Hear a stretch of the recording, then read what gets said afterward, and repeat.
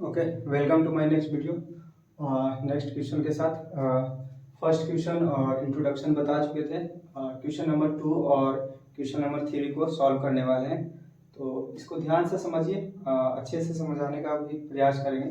देखिए, कुछ कुछ एलिमेंट होते हैं, ठीक है ना। तो क्वेश्चन पढ़ते हैं। सबसे पहले क्वेश्चन नंबर 2 को सॉल्व करके बता रहा है, ठीक है। तो if a matrix has 24 elements, what are the possible order it can have? कहता है क्या 24 एलिमेंट्स का कितने ऑर्डर में हम मैट्रिक्स को लिख सकते हैं, ठीक है।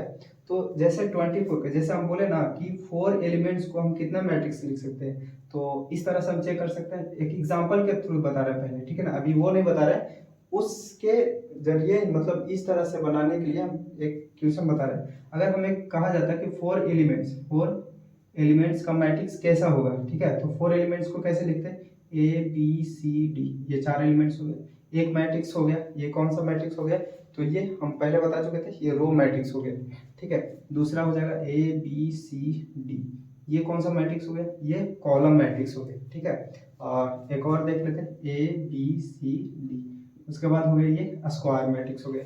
इसके अलावा 4, देखिए सभी में 4 ही एलिमेंट है, टोटल में कितना 1 2 3 4 1 2 3 4 1 2 3 4, तो तीनों में क्या है 4 ही एलिमेंट है। तो 4 एलिमेंट्स का टोटल मैट्रिक्स जो पॉसिबल मैट्रिक्स ऑर्डर हो सकते हैं वो 3 ही हो सकते हैं। देख लीजिए, ये क्या हो गया 1/4 हो गया, ये हो गया 4/1 हो गया, 4x1 2x2, ठीक है ना। तो ये टोटल कितना हो गया, ये हो गया। देखिए हम यहाँ पर शॉर्ट मेथड भी बताने वाले हैं और लॉन्ग मेथड भी बताने वाले हैं, इसलिए थोड़ा सा ध्यान से समझिए। देखिए हम जो समझाना चाह रहे हैं वो समझिए, ठीक है ना।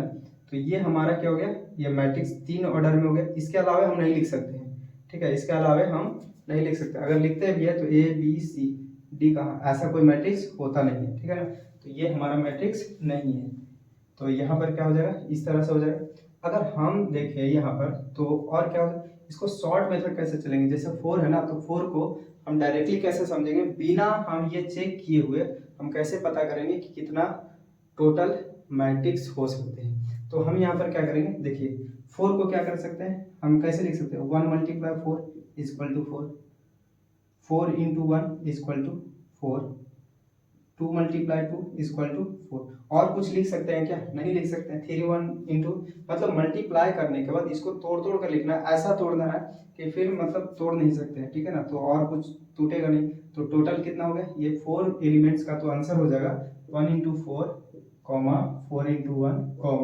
2 × 2। तो ये हमारा 4 एलिमेंट्स का जो पॉसिबल ऑर्डर मैट्रिक्स हो सकते हैं वो 3 ही हो सकते हैं। तो टोटल आंसर कितना हो जाएगा 3, ये हो जाएगा। इस तरह से हमको लिखना, देखिए 1 × 4 है, फिर 4 × 1 है, 2 × 1 है ना। तो हम इस तरह से इसको रिप्रेजेंट करेंगे। चलिए हम इसको स्टार्ट करते हैं क्वेश्चन को। तो देखिए हमको बोला जा रहा है कि 24 एलिमेंट से 24 एलिमेंट कितना पॉसिबल मैट्रिक्स हम बना सकते हैं। तो 24 एलिमेंट से हम पॉसिबल मैट्रिक्स कितना बना सकते हैं, चलिए चेक करते हैं। तो एक तो पहले लिख सकते हैं 24, ऐसे लिख सकते हैं 1 × 24, ठीक है। फर्स्ट ऑफ ऑल यहाँ से लिखते हैं फर्स्ट 24 1 × 24 इक्वल टू 24 हो जाएगा। फिर उसके बाद लिख सकते हैं 24 × 1 लिख सकते हैं 24 हो जाएगा, ठीक है ना। 2 × 12 भी लिख सकते हैं, ऐसा हो जाएगा। या 12 × 2 लिख सकते हैं, और क्या लिख सकते हैं 6 × 4 लिख सकते हैं, 4 × 6 लिख सकते हैं, ठीक है। और 8 × 3 लिख सकते हैं, 3 × 8 लिख सकते हैं, ठीक है। और भी कुछ लिख सकते हैं क्या, देख लीजिए, अगर और भी लिख सकते हैं तो और भी पॉसिबल हो सकता है। तो 24 को इसके अलावे आप नहीं तोड़ सकते हैं। 1 हो गया, 12 हो गया, 6 हो गया और 8 भी हो गया, ठीक है। उसके बाद और होता नहीं है, ठीक है ना। तो ये हो गया। उसके बाद देखिए ये कहता है if matrix has 24 elements what are the possible order can है। तो कितने मैट्रिक्स को कितने ऑर्डर में आप लिख सकते हैं, तो 1 2 3 4 5 6 7 8 ऑर्डर में आप लिख सकते हैं टोटल। अब यहाँ पर फिर उसके बाद बोला जा रहा है व्हाट इफ हैज 13 एलिमेंट्स, अगर हमारा 13 एलिमेंट्स है, 13 एलिमेंट्स को हम कितने में लिख सकते हैं? तो सिंपल सा है, 13 को भी ऐसे ही लिखेंगे, 1 इंटू 13, या 13 पहले लिख दीजिए, 13 इंटू 1, और दूसरा हो सकता है 1 इंटू 13। इसके अलावा कुछ लिख नहीं सकते हैं, ठीक है ना। जितने भाग में टूटेगा वो आंसर हो जाएगा। तो ये हमारा फर्स्ट का क्लियर हो गया। सॉरी, सेकंड नंबर क्वेश्चन था ये हमारा, सेकंड नंबर। फर्स्ट तो पहले वीडियो में बता चुके थे, तो सेकंड। अब ये थर्ड वाला क्या कहता है? थर्ड वाला क्या कहता है? If a matrix has 18 elements, कितना एलिमेंट्स है? 18 elements. 18 elements, what are the possible order it can have, ठीक है ना। तो इसमें बोलता है कितना ऑर्डर में 18 एलिमेंट्स को कितना ऑर्डर कितना पॉसिबल ऑर्डर में हम मैट्रिक्स को जनरेट कर सकते हैं, कितना टोटल, ठीक है ना।